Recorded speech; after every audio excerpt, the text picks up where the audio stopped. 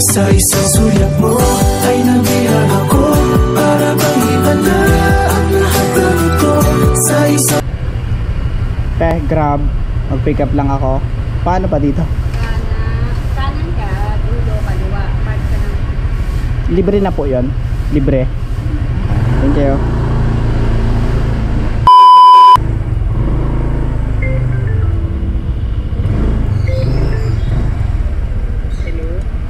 Anong 127C po kayo? Hindi, AB po, AB.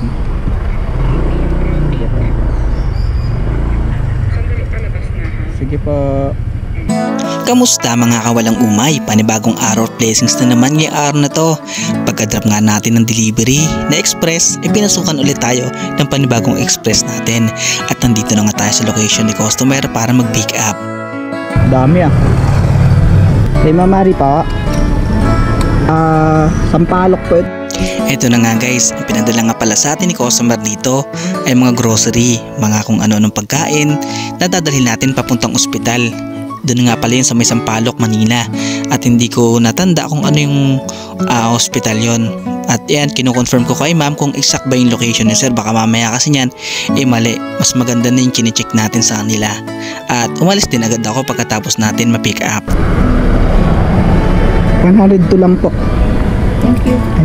Thank you po.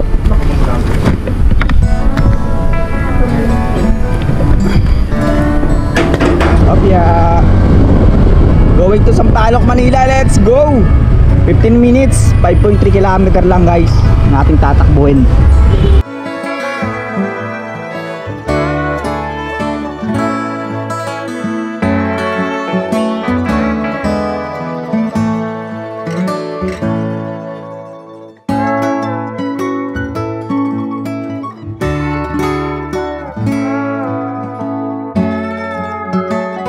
Ito na nga, makalipas ang ilang minuto ng ating paglalakbay ay nakarating agad tayo dito sa ospital na kung saan natin i-drop yung express natin.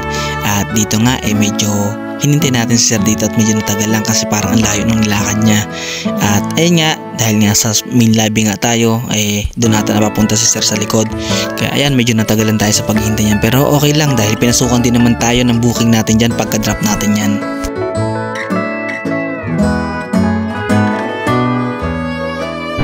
Dito na sa customer natin. Kay Sir Peter po. Ito, kabilang building, sa kabila pa akong building eh. Dapat po pala dun ako sa harap sa kabila, no? Mas malapit. Yung pinin ng tao. Okay na po. Salamat. Thank you po. Apo, salamat po. Yeah. Sa Bunchon ako, pwede ba ako doon? Saan po?